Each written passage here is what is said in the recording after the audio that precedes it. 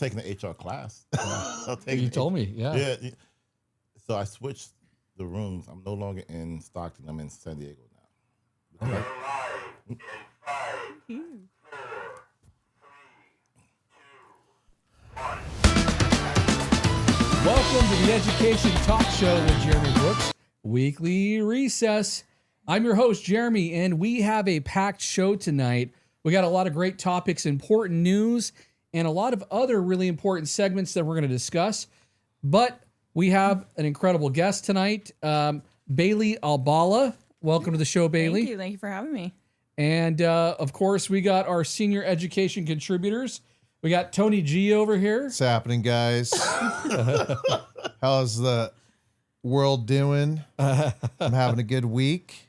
I'm ready. I'm excited. I got a comedy show tomorrow. Murphy's, California. Nice. Okay, at the Murphy Creek Theater. Nice. Ooh. It's going to be nice. Murphy's is special, guys. Mark Twain, okay, himself. Not Huck Finn. Roam the earth. Okay. the author of Huck Finn. I'm just saying. I'm excited, guys. So for the viewers out there, you're celebrating anniversaries like I just did 2 days ago. Shout out to my wife, 19 years. Come on. Yeah, thank you. Yeah. Thank you. But anyhow, it's good to be back. Glad to have you back. And of course, we got our other senior education contributor on the panel, Dr. Dwight Rogers. Hello, everyone. I'm so happy to be here this evening. Always a pleasure being with these wonderful people and have some exciting news also. You know, I was given an opportunity to travel with some HBCU caravan. They go around the country to do these HBCU caravans. For those of you who do not know, HBCU means historically black colleges and universities. And so we will pop in and out to different states, and they're allowing me the opportunity to promote my book, Change the Narrative, Don't Let the Narrative Change You. So again, you know, if you haven't picked up the book, pick it up. I'm getting a lot of great reviews on it, and I feel like it's a tool that a lot of educators need. And as we talk about some of these discussions this evening, I'm sure you'll be able to find some answers, solutions, or maybe even just some thoughts to think about as we go along. So welcome. All right. That is so awesome. And of course, we love your book. And every time you open it up, I feel like it's such a treat because we get something new. And well, while we're at it real quick, why don't we go ahead and we'll do backgrounds. But before we go to backgrounds, you can tell a little bit more about yourself or our viewers, because we always get new subscribers, we get new viewers. So you can tell a little bit about your backgrounds. But we're going to go over here to Bailey first, because guess what? We have a graphic designer or effects designer who brings us all this amazing stuff. He is watching the show and he just commented and he says, "Hello, Bailey." Shout out to RG. Yeah, there you go. I thought it was RG. There's RG. Of course it's RG. Yeah, it's funny because I mean I saw RG's name and then Ryan's name and they're both former students of mine. So nice. I'm glad they are doing well. RG, are you studying for your test? Hopefully. Hello there, Bailey. There it is. RG. Look at that. Yeah, hopefully Where's the emojis? nothing. It's just hello there, Bailey. That's Okay. That's all right. I know. I could see him saying it, Right. so it makes sense. It makes sense. Oh. But yeah, it's cool to hear that they're doing something with their lives and that it's a part of this great show. So. That's right. And so why don't you tell us a little bit about your background? Yeah. So I am coming from 7 years of education or being in the classroom. So I was a math teacher, high school level. This summer, I actually had the opportunity to apply for this job as a county coordinator for math. And I was like, I'm just going to apply. Why not? Let's see what happens. And the next thing you know, I got the job and I was like, okay, I guess I'm doing this. Yeah. So it's definitely a change of careers for me, but it's been just a great time. And I'm going into classrooms, helping teachers, math teachers, and doing PDs. And I don't know, I do math problems for a living. Nice. So No. Well, you're on the right show, especially the right night, because we've got a lot of stuff that we're going to discuss on math. Woo. So that will be great. And then Dr. Rogers, we're going to go over here to you. Okay. Again, Dr. Dwight Rogers, but I go by Kofi now. Now, the reason I go by Kofi is because I went to Ghana this past year, and in doing so, had an opportunity to connect with my ancestors. And there, learning that in Ghana, every male born on a Friday is given the name Kofi as like a middle name. So that's where I picked up that name from. But originally from Brooklyn, New York, 30 years in education, currently a director for diversity, equity, and family engagement in the local area, doing some really wonderful things. Again, joined by this wonderful cast. I've seen a little bit of everything in education. I feel that the experience that I have bringing this to this show gives me an opportunity to share my experiences with others so we can all learn together. And also, he was an administrator of the year. You want to tell us about that? Absolutely. You are the administrator of the year. Look at him being all humble about it. I'm just the best, the best here in the No big deal. I'm also know. the AXA, which stands for, Jeremy. Association of California. That's okay. Hey, I think I kind of recruited you a little bit to our area, to the board. He did. You To know, the and board. what's interesting about our story is years ago, about 3 years ago, right? 3 years ago, Jeremy and I wrote an article about attendance. Okay. And we both wrote the article for this AXA magazine. We didn't know each other at the time, and we were both published in the same magazine at the same time. So Which here is- it is, 3 years later, and we're here. It's hard to get published. Yes. It is for any, and the other thing though too about it, they get a lot of submissions. Yes, they do. And he lived in LA at the time. Mm-hmm. And I was, of course, we're in Northern California. I was an administrator here. Mhm. And then I don't know how I found out later about it. It was, I think we recruited you to the board, Yes. right? And you were appointed to a position. And then somehow maybe it came up. I don't know how it came up, but I remember scrolling through it and I'm like, no way. Right. This is crazy. We were both published in the same edition of the magazine. And Jeremy was the president of the region, and then when I came in, I was a member, but then moved into the president-elect position where I was voted administrator of the year for the region of San Joaquin, Region 7. And I'm just so happy and excited about that. Again, just opportunities after great. opportunities, just blessings. So again, if you're not a part of AXA, you need to be involved. If you are an educator, get involved in it. You network, you learn so much, you meet wonderful people, and it gives you a gateway to just opportunities. So again, if you're an educator, become part of AXA. It'll pay you dividends in the long run.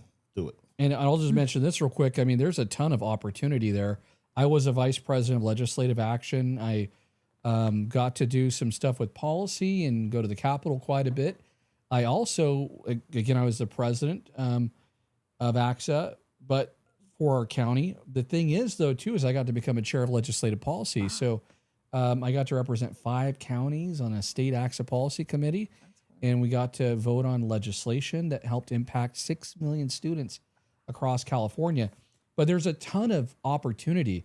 So there's there's conferences. We helped put together a mini conference. We also put together a big conference as well in Lake Tahoe.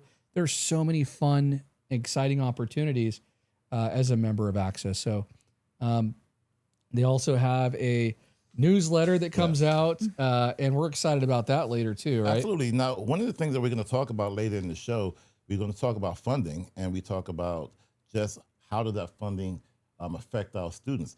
Like Jeremy just talked about, you have an opportunity to go to lobby for that funding and have a voice in that. So becoming a part of AXA, you're really in the trenches and being able to be a change maker and have your voice heard and elevated so students can be beneficiaries of that work. And also, real quick, and we're going to go over to Tony. Sorry, Tony. No, I'm listening. I'm learning. Yeah. Because Like I'm I'm just learning hearing so money. much. That's all I'm hearing. And when money talks, I listen. But there's all kinds of other opportunities too. There's other organizations. You just attended a meeting, I think, for another one. It's called CASA. CASA is California African American Superintendents and Administrators. Again, it's for any educator, but it mainly focuses on the lives and the children of or African American children. So again, African American leaders go network, build safe spaces and opportunities to learn, grow, and build community. That is so important, especially as we talk about how do we engage our students and keep our populations and keep our school districts funded. You have to build community. You have to make it a place where people want to go, where people can be seen and they can be validated. And here's the other thing too. I love this. I know somebody who used to say, if you're not in a seat at the table, you might be on the table, like on the chopping block.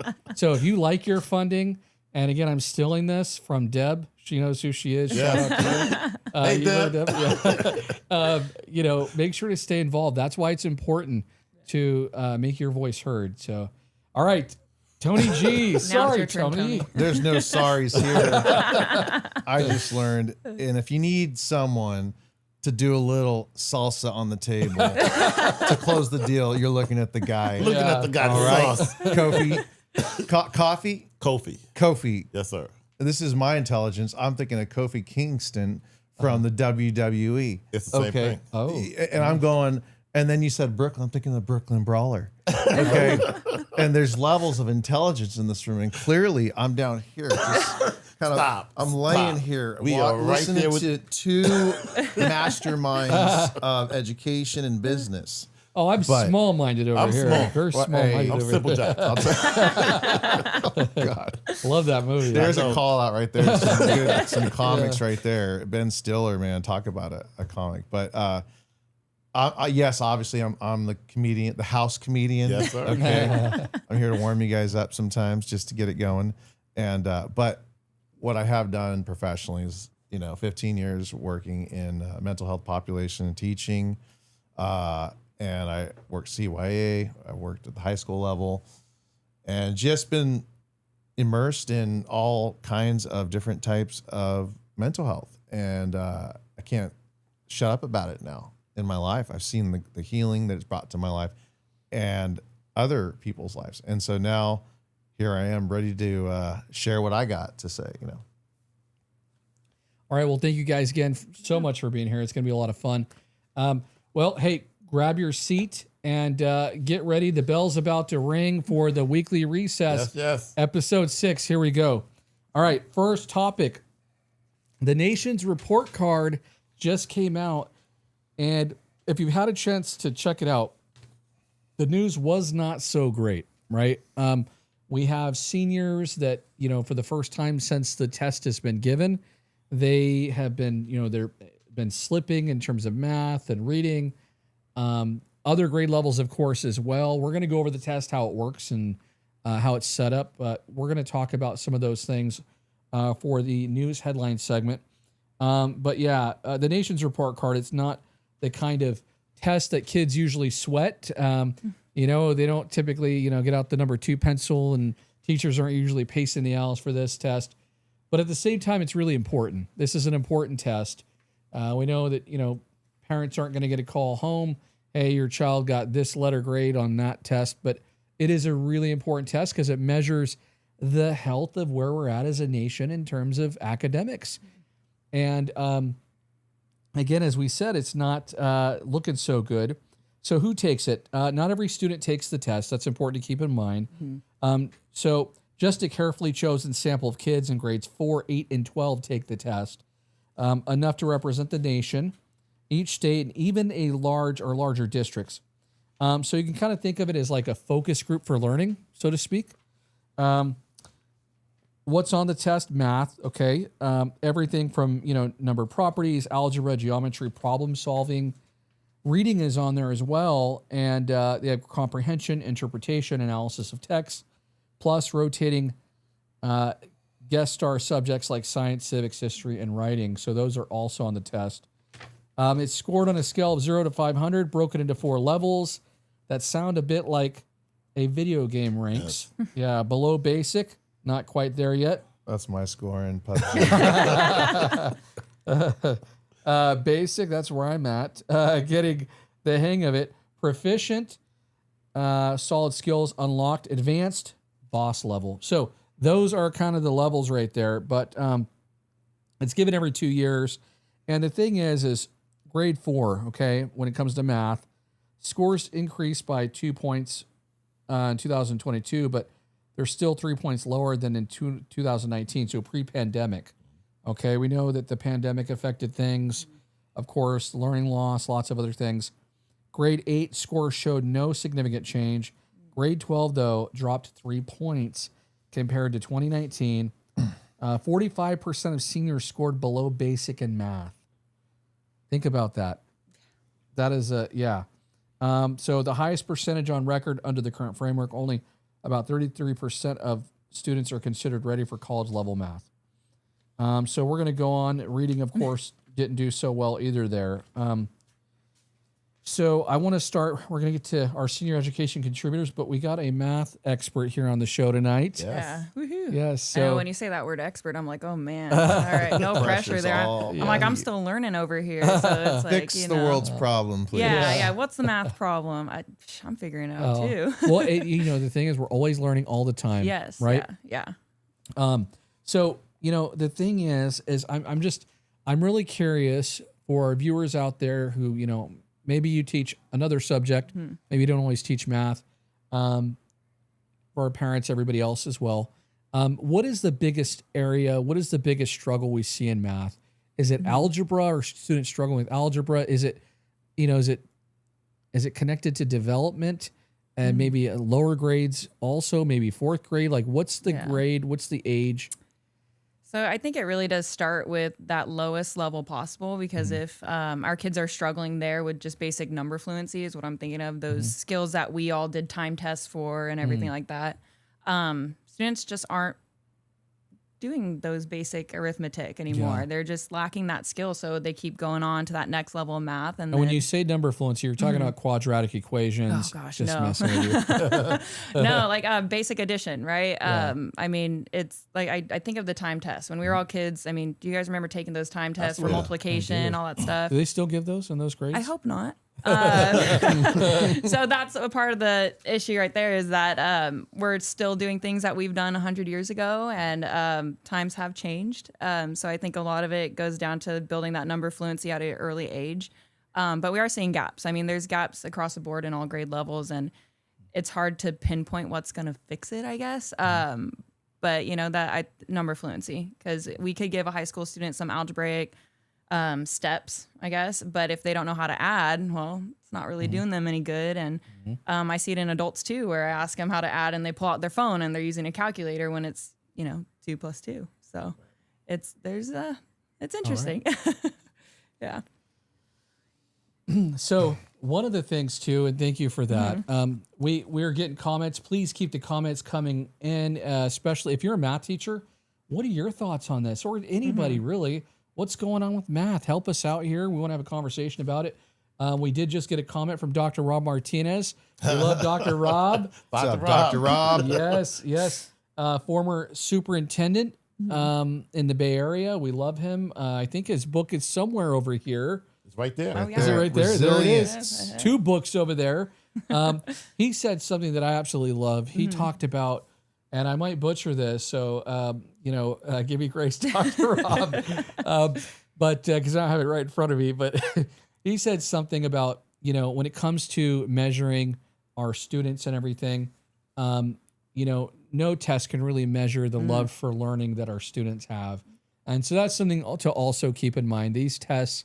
We do our best to be able to kind of measure where we're at, but at the same time, there's other things too that are immeasurable, right? So, let's see who's next. We'll go Dr. Rogers. We're gonna come over here. Okay. All right. So, Dr. Rogers, from a leadership perspective, how should schools and districts respond to national data like this without discouraging teachers or students? I mean, is this something that, at the district level that we pay attention to? These big national tests, do we care about them? Is it discussed? And again, how do we, make sure not to be discouraging? Well, going from personal experience, I didn't graduate high school on time, for example, because math just wasn't my thing. No one ever poured into me that math was important. So with a lot of these students today, we're not prioritizing math, not so much from a sense of, like numerical values or things like that, but emotional value. Like, why should I care about math, and giving that purpose behind it and making it relatable. That's a lot of the work that a lot of schools are doing to kind of find that level of success. Why is math important to me as a student or to that other student? And when you erase the stigma behind it, sometimes it gets over the hump. And we have to look at teaching the way we teach and just examine, are we teaching effectively? Because it's not because of lack of skill or, like you said, lack of motivation, like they can't do it. It's more of, we as adults, are we finding different ways to disaggregate the data to kind of find that qualitative piece in there and asking these questions.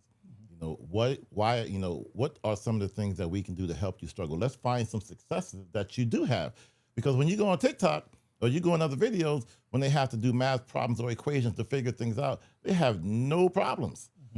So like you said, they may be missing one piece and one example that can kind of go into another larger example that is throwing people off. And so we have to kind of come up with different ways to kind of find solutions for these young folks, but not to panic, you know, not to panic about it. That's what's important, not to panic, because there is always ways in which we can change and evolve in student learning. It's just a matter of let's put our heads together and kind of figure those things out. Yeah. And we're going to come right over here, but you know, recently there was a Harvard professor too that talked about this. He presented 3 potential theories. I don't know if you guys agree on this. One, and again, these are theories or no hypotheses. He presented 3 hypotheses. One of them was No Child Left Behind Act. We remember that. Yeah. He mentioned that accountability. There seemed to be a little bit more accountability across the nation when it came to raising those math scores and raising scores for, you know, reading and things like that. And we saw scores, especially for our students that are emerging, that are, you know, we saw some of those scores go up for some subgroups. Right.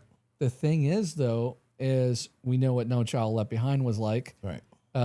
I've heard some people say it's like we were rotating chairs in the Titanic, right? Absolutely. The ship's going down, Absolutely. and you know we're moving, you know, people from this school to this school and hoping to fix it, and you know sometimes it wasn't working. The government was taking over schools sometimes. But the other thing too, he mentioned another hypothesis related to the cell phones and the technology and that being a distraction. The third hypothesis, though, is attendance. You know, which we both wrote about. You can't teach an empty seat. Yeah, you can't teach an empty seat. And chronic absenteeism, it's a big concern nationwide.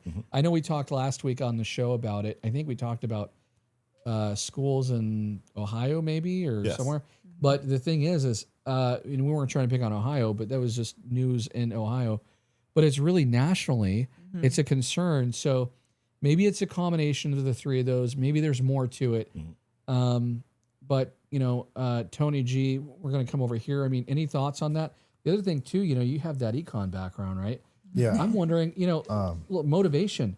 You know, you look at incentives, right? We talk about in a market-based economic system, you know, usually there's incentives that motivate individuals to be the baker, to be the, you know, brewer or whatever, right? I think Adam Smith discussed those things. What about incentives to learn math? Are the incentives there in education, do you think? Like, I mean, honestly, for when you're talking about that, that's tough because districts are all, you know, you're confined to your budget. And so it's not going to be like that everywhere you go. You know, you're going to have some, you can get Xboxes and this and that, but a lot of them, it's like we could do Starbucks cards, and then it's getting. You hear about those big giveaways sometimes. No, right? yeah. Well, we're you know, schools I worked at, that everyone tries that. Yeah, and to a degree, it does work. It does work, but the bigger question are, because I'm thinking I was, you know, fresh from it, you know, at the special ed level, and when you're talking about math, you're talking about like just a journey, because that's a big pathway for our kids in special education to a diploma versus a certificate of completion. And so you really have to watch, you know, if you're doing your job as a case manager, and with my OCD, I was very good at that.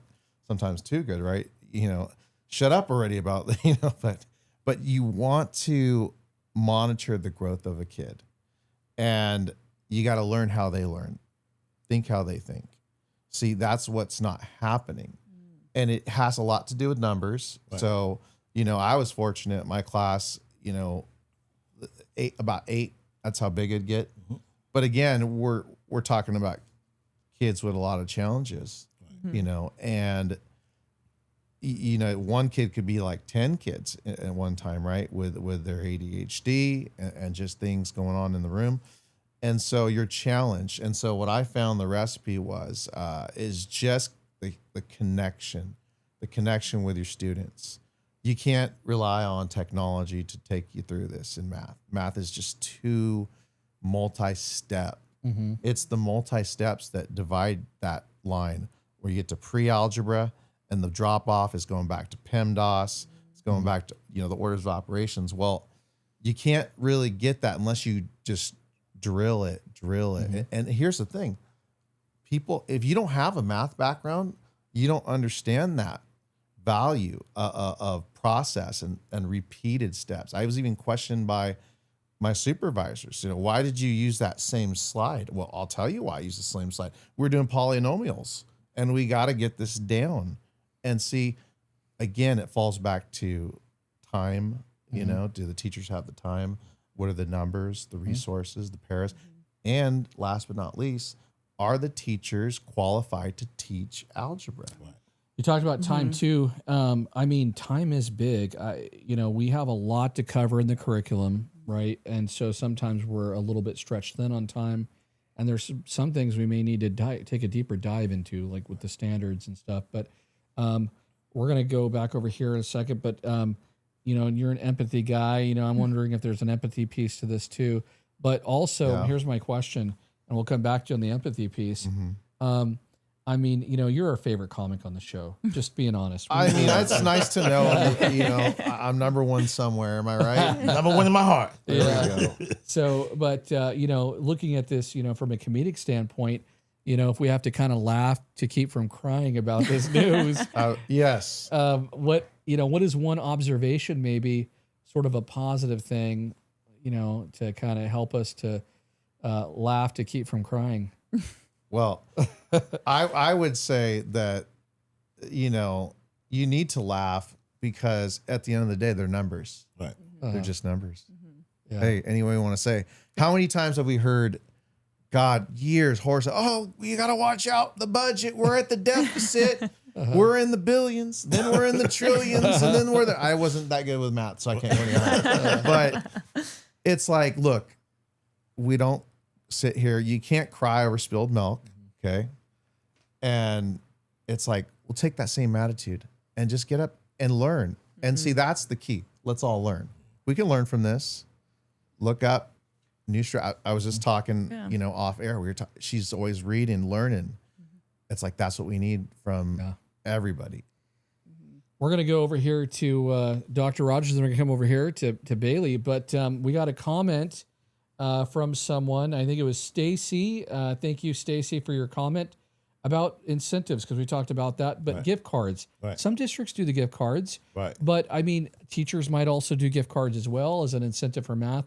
Any incentives that you've maybe tried back when you were a site leader, or anything that you can think of that could maybe encourage students to want to learn math?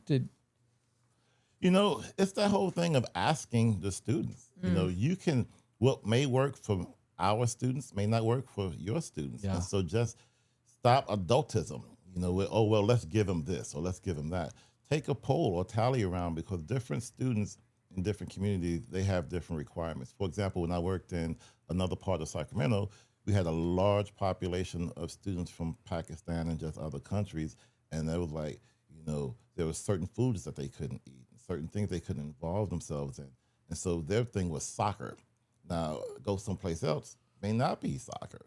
So we would sometimes bring in different companies or organizations that could provide, after school programs or just different type of extracurricular activities as reward systems that they can be involved in for free if they do these type of things.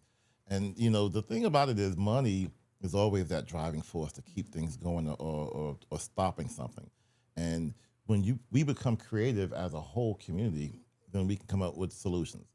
It's never going to be easy. It's just going to be different. But asking students and asking the families, what would it take for us to have this happen? Remember back in the day, it was just teaching a class, but now it's the socio-emotional pieces of it. It's the cultural aspects of things. A lot of areas that teachers didn't have to focus on before that now take the place of just instruction.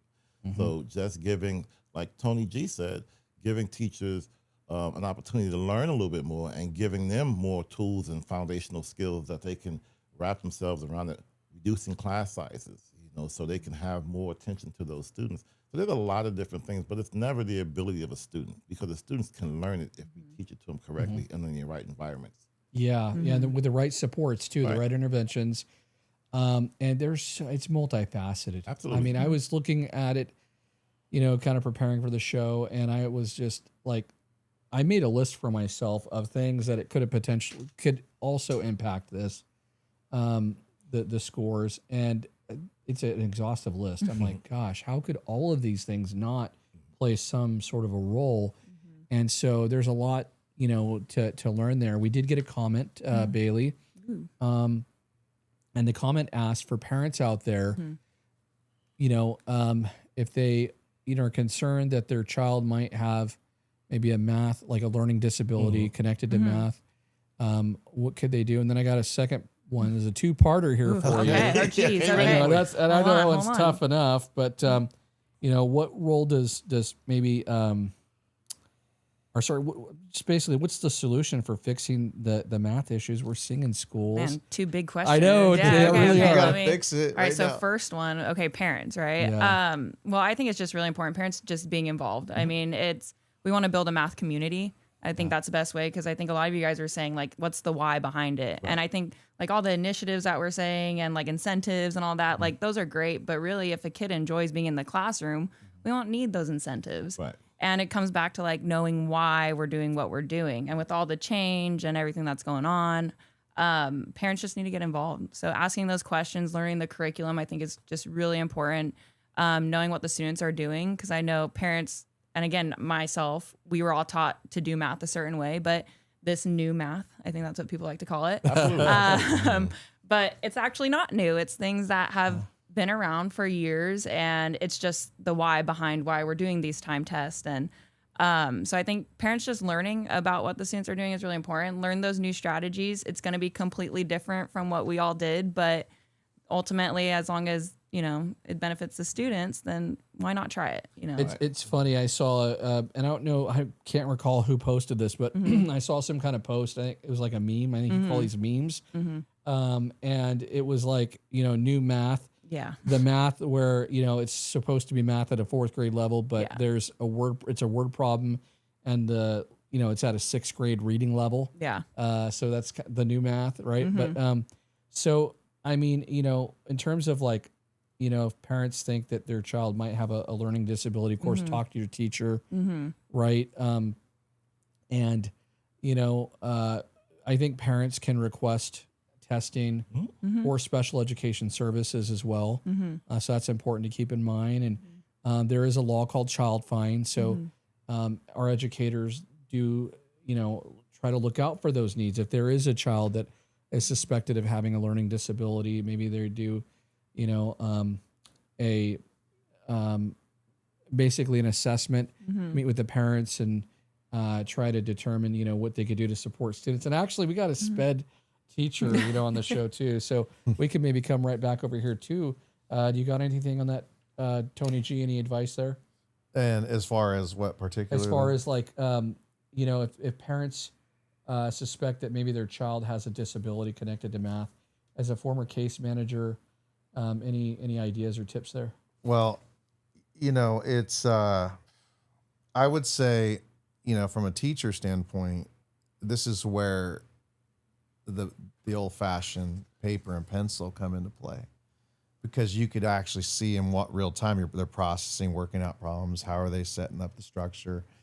And you can kind of get red flags because, for the most part, what I always notice would be like, okay, I have a handful of kids that I've worked with now for X amount of time that I have a good read on. And then you see other new students and you're like, wait a second. They're just not they're getting it right, but the pace is so slow.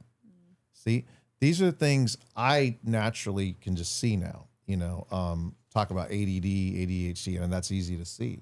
I have ADD, trying to learn one way is so difficult especially if you're talking about math, which is where it's like that. I've talked to so many teachers, that divided line, the new way, the old way, was it always there? Math's always been here, right? It's like you just get in this carousel. But again, it falls back to human connection. You got to get in there, make them laugh, talk to them, find out what's going on. You can't learn about them if you don't talk to the kids. Right. If you sit back in the desk, you just let the program work itself, get up on the board, do a few things. That's good. But again, math is very, like, I had some of the best hands-on teachers. I know this is idealistic though, because we're California now, we're, so big. But going back to just how do you do it? You got to get connected with your kids. Yeah. Thank you so much. And it's so awesome to have, different areas of focus on the show. We got to get ready to move on to the next segment, but this is such an important topic. I'm going to try to squeeze in 2 more quick ones. We'll try to make them quick because I'm getting here. They're saying, hey, we got to move on.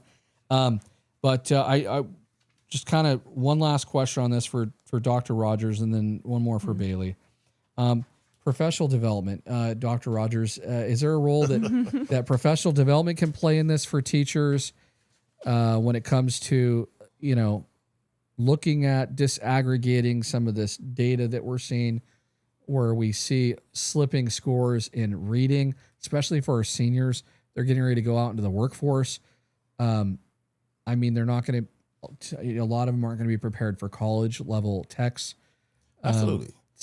Absolutely. Like, for example, we're doing an equity audit, which again gives us an opportunity to have different teams at schools, right? So you would have a team of people at each school where they can break that data down at their school site to examine a lot closer of where the gaps are. And from there, come up with some strategies to reduce those gaps. But in addition to that, provide training and workshops, like Bailey was speaking about earlier, provide training and workshops, not just for the teachers, not just for the students, but for the parents also.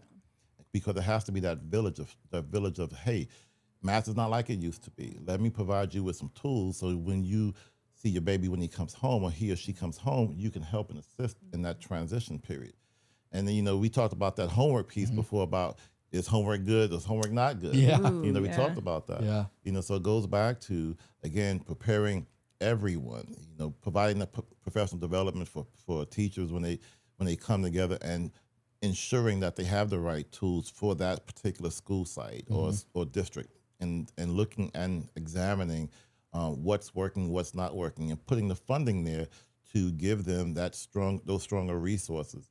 If they need to have push-in or pull-out programs, or if they have to have just different type of strategies that haven't been explored yet, and get the buy-in from people, because that's an often tough time. You get people who don't really want to buy into it. Yeah, you want that collective efficacy, right? Absolutely. You want everybody to be into it, because that's when this learning is going to happen. Absolutely. Right? And building that school culture. When you have that school culture locked in, Bailey, I think you touched on it earlier when you was talking about, you don't have to have the extracurricular activities. You can have it in the classroom.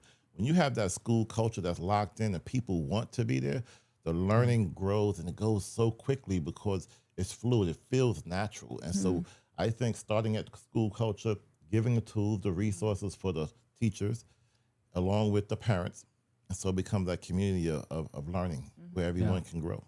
I love that. Well said, everything. I wish we should probably extend the show to 2 hours, because there's so much we could unpack and talk about. Speaking about school culture, very huge there. We actually have Leading with Culture over there, Sean Hurtado's book. Yes. You guys should check that out. That's a great resource. I read it. It was a good book. He's a maverick of education. Oh, yeah. We got so many good ones here, and we'll try to reference those. But Bailey, you got a huge shout out from Dr. Rob Martinez. He said that you were right on track, too, with what you were saying. So The expert. Yes. Well, I want to know what Rob thinks about me. My chopped You're liver. super funny. Hold on. All right, let I'll me, take that. Let me double check. He said, it's cutting out. It's cutting out. Sorry. Just playing. We all love you. But Bailey, last one, and then we got to move on because I'm in trouble here. This is such an important topic. That's why Yeah. And who knew math was so important? I don't want to move on. But one last question for you, Bailey. Okay. How can we balance keeping math instruction rigorous while also meeting students where they are after years of disruption? Yeah. I mean, I think we could blame a lot of it on COVID. I mean, obviously that was a big thing that happened. But it's all about now, okay, we need to stop doing remediation and we need to start accelerating. So I think it really goes down to like, we have to start teaching at that grade level standards. And I know it's really hard to say and that's really hard to do. And some teachers are probably going to be like, but I need to teach them how to add and they're in high school or, you know, something like that. But we have to teach them that minimum amount of knowledge that they need, right, in order to learn that grade level content standard. Because if we continue to take all this time, months of teaching third grade when we're in eighth grade, then there's going to be that gap still. Math. I know. School of Rock, sorry. So yeah, it's really, we have to just that acceleration process. I think it's going to be really important that teachers start looking at that grade level content and teaching to the standard. Yeah. We got it. We don't want to, we as teachers don't want to fall behind. Right. Because if you're meant to teach, you know, that ninth grade level math, then we need to make sure we're doing that, but also scaffolding in those things to support the students. I love it. Yeah. And here's the other thing too. And RG, shout out to RG. He commented, keep the comments coming, guys. These are great. So thank you. But RG mentioned, you know, also possibly rotating students based on where they're at. If, you know, maybe they are struggling, maybe to different teachers. And, you know, we call that platooning, you know, sometimes students can rotate. Maybe they're in a grade level, certain grade level, say sixth grade, and maybe you go to one teacher because you're kind of more advanced, maybe another teacher at the more moderate level. And then if you're struggling, you know, maybe another teacher for that, and you get to specialize. The other thing though, too, with that is if you can have an intervention period built into the day, Absolutely. that's great for those. Not every school has that. We know we got those instructional minutes. It's hard enough trying to hit, you know, the however many minutes you need for PE, 200 and something minutes, whatever it might be for every single period. But that is a great suggestion. Thank you, RG. All right, we're going to move on. I'm in trouble here. I enjoyed it. I did too. Yeah, thank you guys. Oh, and by the way, Dr. Rob loves both you guys too. All right. Now we can move on. See, now we can move on. Now it's okay. All right. So here's the next one. Where are all the kids? America's public schools, we're seeing declines in enrollment. Schools are getting shut down, entire schools. And it's not just because, you know, funding is following students, right? We talk about, you know, some talk about, you know, funding maybe should follow students. We could debate that, you know, looking at charters and things like that. But the thing is the enrollment is, we're seeing declines in enrollment because people are just not having as many kids. Right. That's a real thing that's happening. And so here's a plot twist. U.S. population keeps growing, but our public schools, they're losing kids, not just to summer vacation either. So since 2019, public school enrollment has dropped by about 1.2 million students. That's like every kid in Los Angeles suddenly vanishing from classrooms. So that's quite a few students. Enrollment fell by 50.8 million to 49.5 million from 2019 to 2023. And so, you know, 18 states are showing enrollment is down more than 4%, some over 5%. Families are just having fewer kids. Right. I mean, it's expensive these days, right? You know, you to go to try to take your kids out to Panera. I mean, Oh, yeah. right? Well, and exhausting. I mean, oh, Yes, man. that's Need a calculator true too. for the bill. Exactly. Yeah. Or use your AI for the bill. We talked about robots, your robot I actually brings use up the- calculators still, just for the sentiments. I'm kidding. All right, so here's the kicker. Experts say that you know, this isn't like a blip. Enrollment is projected to keep falling, okay? Which means fewer students, less funding, tough choices, school mergers, school closures, fewer teachers. So we're going to go over here to Dr. Rogers. When funding drops, with enrollment, what strategies can leaders use to keep schools stable and effective? It's not an easy one. No, you know, it's not Yeah. an easy one. But going back to your first statement about, you know, declining enrollment, let's look at this logically. 30 years ago, for example, how many charter schools, how many options were available for public school? Yeah. You know, when you look at adding options for people to go to school, whether it be online, charter schools, Homeschooling, because homeschooling became a big thing after COVID. You have so many different schools popping up. They got to come from somewhere. So you're taking students out of the public school system and you're shifting into all of these other mini schools. It's only, but like you talked about, people aren't having kids as much. So with that small pot of students, they're now being divided amongst many entities of school programs. And that's why the decline is this. So going back to your question, you have to build a better product. Yeah. Why would you come to my school? What am I doing at my school that's so great that you don't want to go over there or stay home or do anything else? You can cross-train the employees that you have. Instead of a teacher just teaching science, you can teach science, and maybe you're a math teacher also. That's a horrible example, but you know what I mean. You cross-train a kindergarten teacher with an 8th grade teacher. And have them. No, that's crazy. Yeah. But, Hey, no, yeah, I actually, like that. hold on. Wait, I you think better that's be a careful. Good, wait, that's a good point, because I think about the teachers who teach kindergarten, 1st grade, even high school. Yeah. They don't necessarily know what the other grade levels are doing. So Absolutely. knowing what that your So they can other anticipate colleagues that. are doing, we Right. want to know We got to be where careful they're actually though. coming We from. got to be careful though. Our kindergarten teachers out there, we might start getting some hate mail. Hey, so my best friend's a kindergarten teacher, and it's like when I got into this position, actually, I didn't know the standards that were for 1st grade, 2nd Right. grade. And then we did this activity where we sorted the standards, and I was like, oh my gosh, this is mind blowing to me, because it's just that knowledge of knowing that where are my kids coming from? Not a lot of teachers actually know that, what the standards are being taught in 2nd, 3rd, and 4th grade levels. So doing silos, right? Yeah, exactly. I mean, that's how I was when I taught algebra. It's like, okay, I taught algebra. I collaborated with my algebra teachers, and we had a great, community of PLC and all that. But it's I think it's important. Hey, why not train the teachers across grade? Why not? Wait, real quick too. We did get I think from Gigi, we got some heart emojis for you. Oh, Gigi. Yes. Oh, kindergarten geez. No. You know Gigi? I know a couple of Gigi's. It might be a Okay. former soccer player. Of All mine, right. so. So one other thing though too, we love our kindergarten teachers. We do. So, Yes, we do. They're We so love our- important. yes, all our teachers. You're saying, sorry. No. Again, by having just different strategies to understand the reality of budgets.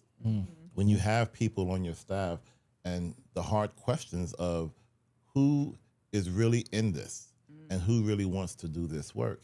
So you have dedicated staff members who are involved and invested in the student learning and being able to not so much, lack of a better term, weed out the individuals who don't want to be there. And you have that dedicated staff cross training and develop some type of cultural understanding of your school, so you can speak to the school, so you can speak to the school students and have them recognize that they're valued.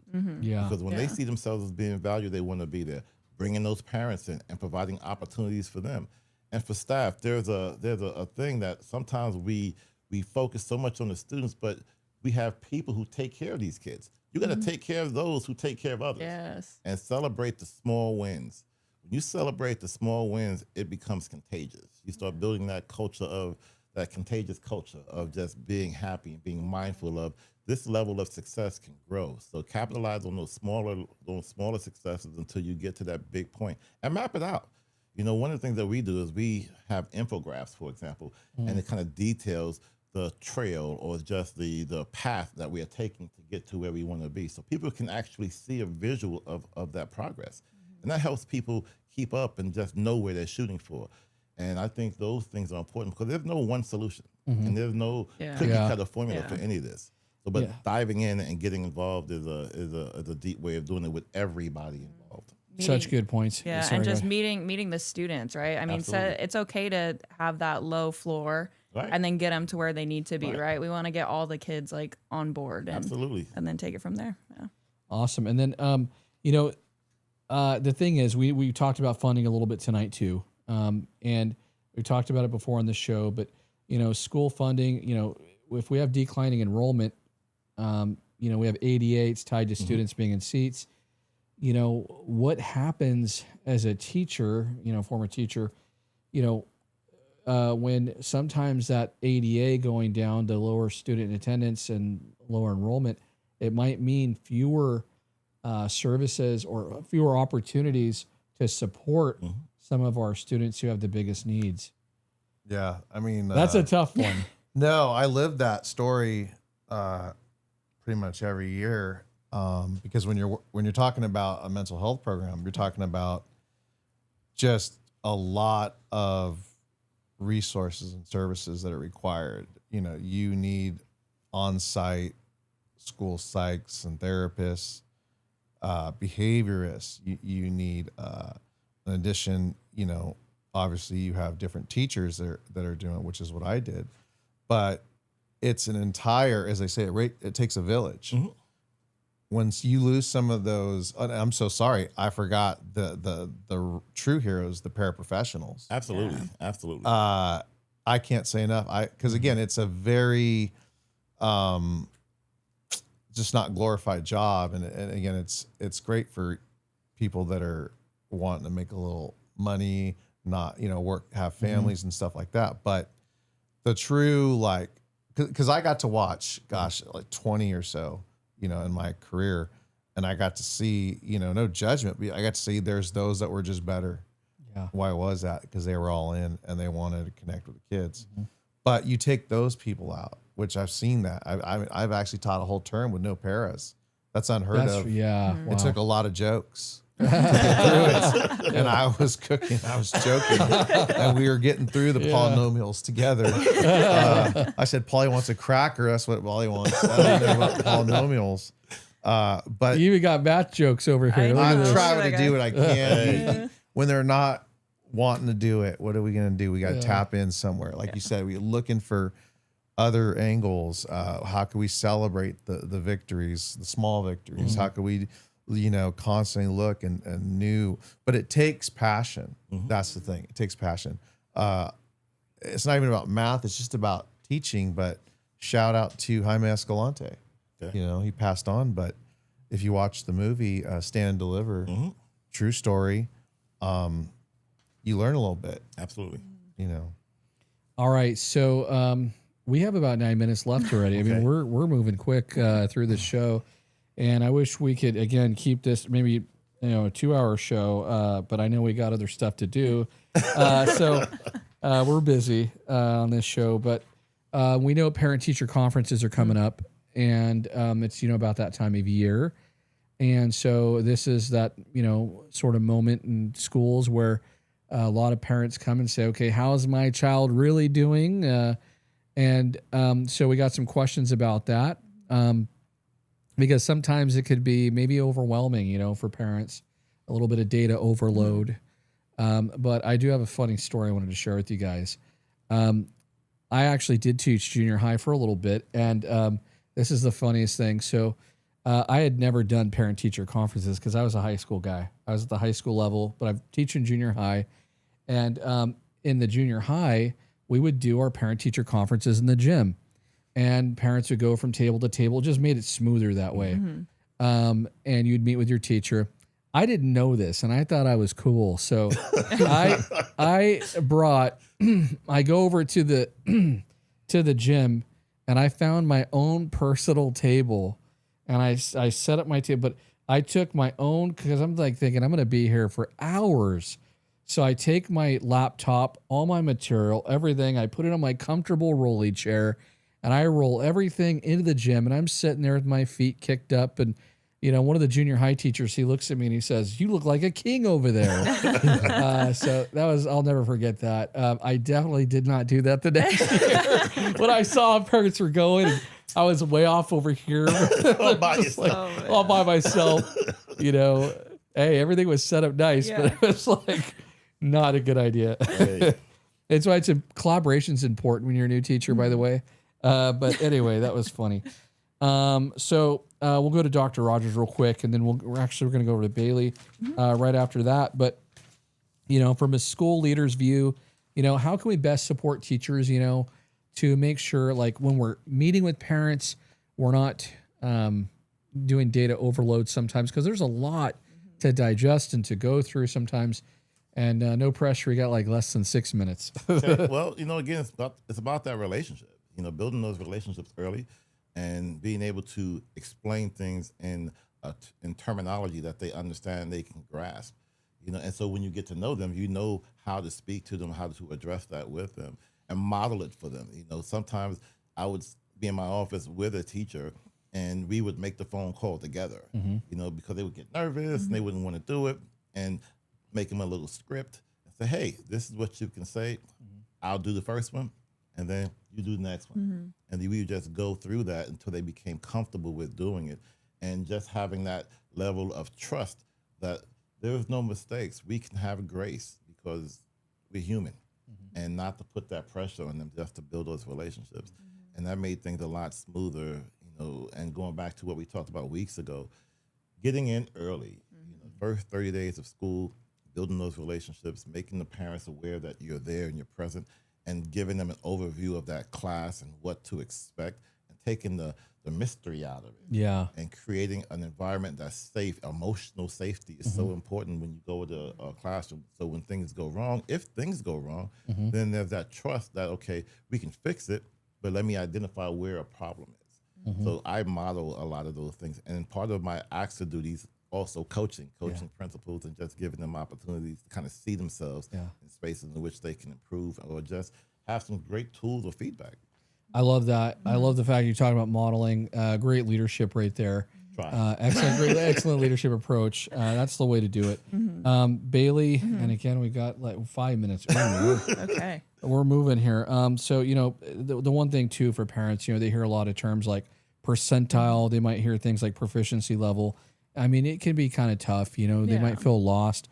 You know, any tips for teachers out there to just kind of break things down, to explain them to a little bit easier for parents? Definitely come up with a metaphor. I think of like percentiles as your like race cars, where you're placed compared to other students. So it's comparing you know, where you are with other students. Proficiency level is more of where you are when it comes to meeting the standard. And so that's what I think of. But for parents, I just think it's really important. Ask the teachers what I could do. Like, what can I do at home to support the student? And I guarantee a teacher is just gonna, you know, throw all this stuff down, give you resources, games, ideas that you could do at home, whether it's going to the grocery store, going shopping with your kids, budgeting, right? I mean, just little things, 21st century skills that kids need. So just reassuring parents, just be there for your student and support the teacher. Yes, I think that's going to be really important. We got to support the teachers out there because they work so hard. Absolutely. And it's like, you know, it's overwhelming sometimes. I know the job, but they work really hard to build the communities and to build trust with students. And so we just need parents to, you know, support the teachers as well. I think that's going to be really helpful. Yeah, teachers, they really do have, you know, their heart is in it for, you know, the passion of supporting students. And all right, Tony G, you are the stand-up comedian on the show. You know, if parent-teacher conference was like a stand-up comedy routine, what would be the punchline? Oh, that's a good one. That's a good one. Punchline would be, thank you for coming. And I say that because a lot of time the parents didn't come. Yeah. Yes. That's a big thing. I think I only had like 5 parents show up sometimes. Now we're giving, you know, the kids, why aren't they coming? Where's the parents? Yeah. I'll tell you what's going on. They're working. Yeah. Yes. They're stressed. Yeah. They're dealing with all that. So it's really tough. I mean, I laugh about it, right? Because I go, gosh, here I go again. Every year I'm here. And I had a whole thing. I would go get like, because I mean, I'm tired. I mean, some days were just rough. You know, you're so mentally drained working in mental health because, you know, all the different things. And I would be like, okay, I'm going to get my Java chip Frappuccino and I'm going to get loaded up. And there I was, you know, and, but I did have some encounters. And you know what? If you're in special, I think any teacher, but I'll just say special ed because the numbers are smaller. You got to connect on that parent conference. Right. You got to get to know the parent because once they trust you, then they'll start opening up. Yes. And then you'll have, okay, I didn't know this about this. I had a kid, you'll know that, you could correct me, glorophobia or something. Phobia. Something with math. You can't read math. I've totally gutted it wrong, the word wrong. Agoraphobia? Agoraphobia? I don't know. One of them. That's Hey, got to if you be know, it. Hey, comment at It's home. rare. See how rare it is? Yeah. I had a student, again, like dyslexia, but with math. And it was only because I had that connection with the mom. She told me, and it wasn't on the IEP, you know. And so again, but these are things again you don't plan for. Right. But again, it falls back to, hey, Jeremy, nice to meet you. Talk about, what's this podcast you got going on? See, now I want to know about your podcast. You're starting to talk to me, right? Now we're connecting. Tell me about my kid. Well, let me tell you, we were talking about, I guess he loves, Dragon Ball Z. And, and you see, it's like that matters. And that's what people need to understand is connect. Again, I'm going to sound like a broken record, right? Empathy, get back to that human connection. All right, we're almost over. We have enough time, though, for our final word segment. So we're going to get ready. We're going to give you a shot real quick. Are you ready to go? And then we'll go over here to Bailey, and then we'll go here. Sound good? All right. All right, so final word, any closing message for our audience? My closing message is get out to Murphy's, California at the Murphy's Creek Theater, okay? The more people show up, the more I get paid. And I need to get paid because I have taken a leap of faith into the comedy world and Uber driving. And you know what? I'm going to be here every week sharing all the exciting stories. But again, it falls back to human connection. Get out there and laugh. I'm just kidding about my show, but get out there and laugh. Go to the Deaf Puppies here in Manteca if you're out here. Go laugh at Cobb's in San Francisco if you're in wherever it is. What night? What night exactly? Well, for mine, if you're yours. if you're in the area, 7:30 p.m. tomorrow night. Tomorrow night, Friday night. Ooh. Yes, and I'll do a You free free? meet and greet. Hey, I might go. Hey, I'm just saying they got good wine there, 21 or over, right? Yeah. And Murphy's is a special place. Okay. With that said, I'm celebrating my anniversary out there as well. 19 years. Congratulations. Give it up to my wife. She's the breadwinner. Taking care of this poor comic and just trying to make it happen. So that's all I got, guys. Hey, thank you so much. And we found out, I think we're all wrong. It's not agoraphobia, it's arithmophobia. It's got a math name to it. It's got a math ring to it. Yeah, it does. Arithmophobia. Yeah, so Interesting. shout out to the control room. Thank you guys. Yeah. We're going to go over to Bailey. Bailey, any final words of wisdom for... I think if you're, a teacher who struggles with teaching math specifically, don't be scared to go out and learn that content. There's a lot of new strategies that are out there right now. I know building thinking classrooms is a big one. The framework is really new too. It's really changing how teachers are teaching now. So just be willing to try, go in with an open mind, and not every day is going to be perfect with your lesson, but just try something new, and you'll be surprised at how much connection you're going to get from your students just by doing those new things. Awesome. Dr. Rogers, well, take us home. I was gonna say something else, but when Bailey said that, my brain went this way. Oh, sorry. No, give yourself grace. Yes.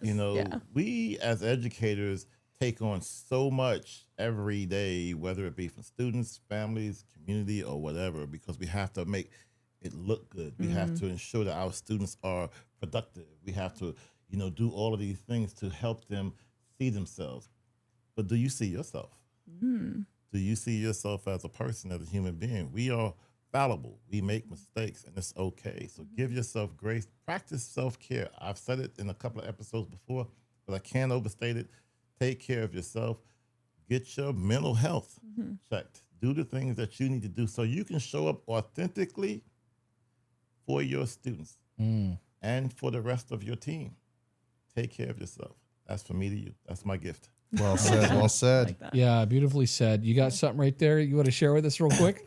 Again, I had something in here, but when Bailey said that, I do not have anything. The only thing I can say is in this book, there are so many wonderful tools that you can use that can help you practice your toolkit. Now, for example, there's a letter that you can write yourself. Write yourself a letter and ask yourself, where do you want to be next year?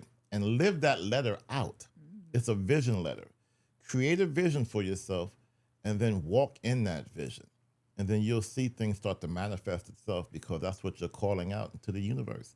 So be guiding with your mind and your thoughts because your thoughts will take you in the direction that you want to go. You're good. I love it. I see the wheels spinning over here. Oh, I just saw literally an Instagram 1 minute video, a neuroscientist, college student. She was talking literally about writing a letter what she envisions her day would be like. Right. And I was like, gosh, again, I've heard it before, but you're saying it now. Same. It was just like 2 hours ago. It must be true then. Serendipity. Absolutely. Oh, well, hey, it has been an absolute pleasure having all of you on the show. I love hanging out with you guys. This is fun. I love it. Yeah, thank you guys so much. And we've been getting some amazing comments tonight. Thank you so much for your comments. And somebody also said, thank you so much for an amazing episode 6. So All it right. wouldn't be amazing without you guys. So thank you. Thank you. Yes, This yes, was yes, fun. yes, yes. So yeah, shout out to our viewers. We appreciate you. We love you. Thank you so much. And also make sure to like, share, and subscribe this. Subscribe if you're not subscribed. Tell a Keep friend. sending the heart emojis to this guy right here. This guy, we need the Tell heart a friend. emojis. Tell a friend. Next time you watch, don't watch by yourself. Bring a friend with you. Hey, there are watch parties. I'm not joking. that's awesome. There we have watch parties out Yeah. there. People watch this together. They order pizza. It's a lot of fun. Oh, that's great. So put Pizza's together a on watch me. party. Yeah. The one thing too, we just want to say thank you so much again, and to our control room in the back, as always, we love you guys. You're amazing. What's up, guys? Yes. Not easy what they do. It is so much work. You know, they're multitasking, doing a million things. Thank you to RG. Shout out to him. And next week, kind of a little bit of a preview, but we've got Tammy Dunbar. She's going to be joining us on the show. We've got some amazing people. We actually have somebody who's an Olympian gold medalist that's going to join us later. Tammy, she's staffer at a congressman's office. We're going to have her on. It's going to be great. We've got some other amazing guests coming on the show too as well. We're super excited. And then in a couple weeks or a few weeks, we're going to be on the road. And we're going to be in the DC area filming some episodes there. Right. And then we're headed to New York. We're going to try those. Brooklyn. Yep. We're going to go Get to a Brooklyn. bagel. Make sure you get a bagel. That's right. A butter bagel. Yeah. And a knish. That's right. So And it's, some pizza. so it's going to be a lot of fun. But hey, thank you guys so much for watching the Education Talk Show with Jeremy Brooks. Weekly recess. And that's all for episode 6. The bell is about to ring. Take care, guys. Thank you. Take care. See you later, guys.